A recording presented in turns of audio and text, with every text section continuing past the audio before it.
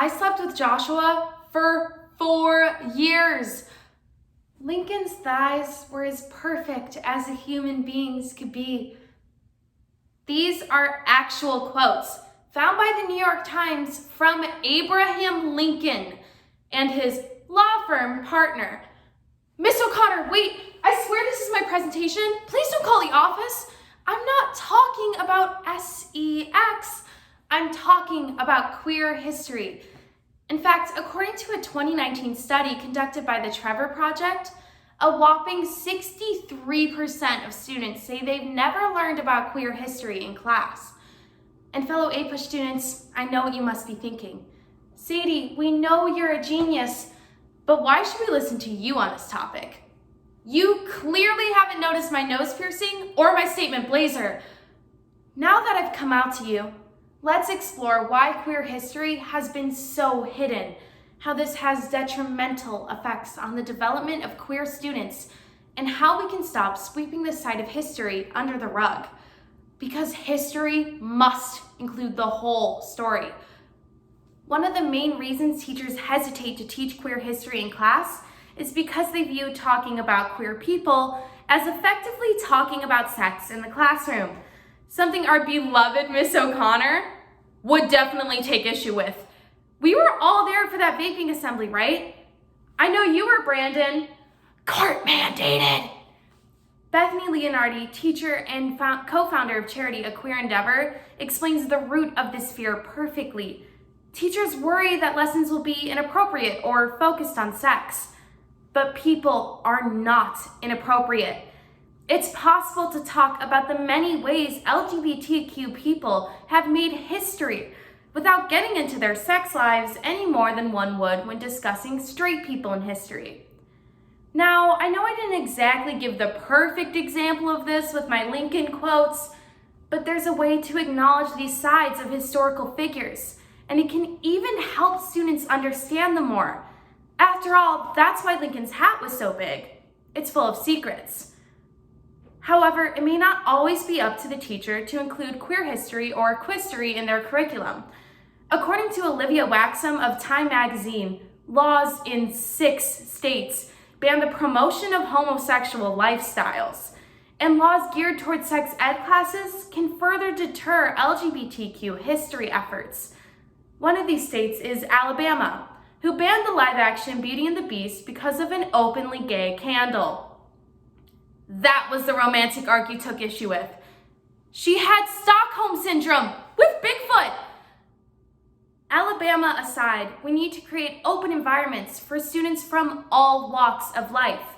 And one of the easiest ways to do so is to not treat them as an uncomfortable topic. The lack of queer history taught in schools has drastic effects on queer students. And let me tell you, that's a lot of students. UCLA's law school found in 2018 that there are roughly 2.5 million queer students in the US, explaining the 31.5 million streams of Rain on Me. That's 2.5 million students whose identity is being deemed controversial or treated as if it didn't exist until now. It's nothing short of devastating. A lack of education means a lack of representation, leaving queer students to be overlooked and ostracized. It's easy to become hopeless when you are being treated as if your community, and by extension you, don't matter.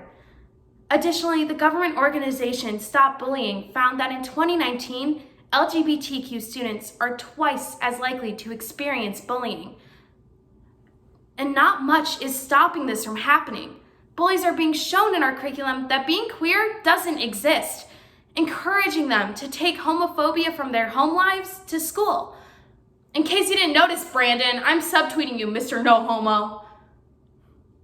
On a more serious note, it's no surprise that these issues can create serious psychological harm in LGBTQ students. In fact, according to the Journal of Adolescent Health, from 2015 to 2018, roughly 24% of suicide deaths in young teens were among LGBTQ youth. This is tragic and grossly disproportionate.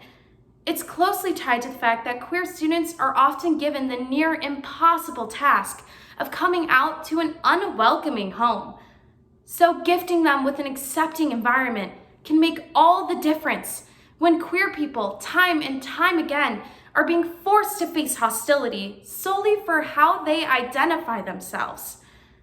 These open doors don't only need to belong to Miss O'Connor's classroom, which you sit in every day at lunch until she tells you, "Giving me adoption papers is inappropriate, I'm not your mom." I'm not speaking from personal experience, of course. Again, hostile classrooms and classmates can do a serious number on LGBTQ students. However, progress is simple. For such a deep-rooted and daunting issue, there luckily is a clear and obvious solution. We must incorporate LGBTQ history into our school's curriculum. Representing all sexual and gender identities in our classes can help loosen the tight grip homophobia has on our school system and our society at large.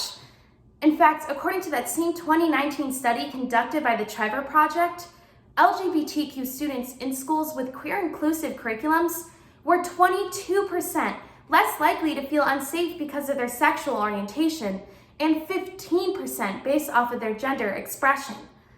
The importance of this finding is monumental. Even I know that's a huge difference, and I suck at math.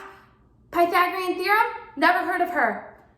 Speaking of never heard of, by simply including figures like Marsha P. Johnson, a Black trans woman who literally threw the first brick at Stonewall, or Alan Turing, inventor of the modern-day computer and breaker of Nazi Germany's code, we can provide representation for students who are disproportionately at risk. Teacher Deb Fowler affirmed this sentiment in a 2019 The Guardian article when speaking about her student Muhammad's experience when a close friend came out to him.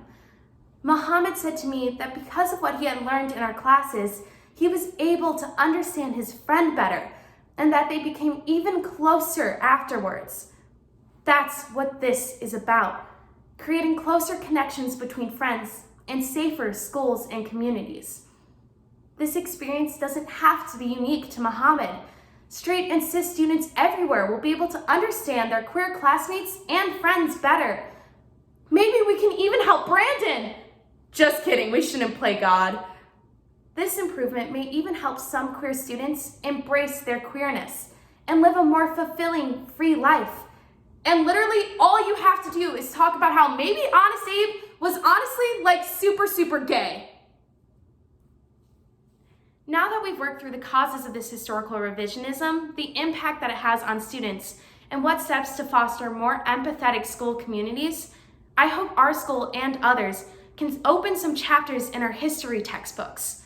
Because in the immortal words of the incomparable Fat Amy from Pitch Perfect, let's be honest, we need to stop hiding queer history from students. Because love is love, representation matters, and knowledge is power.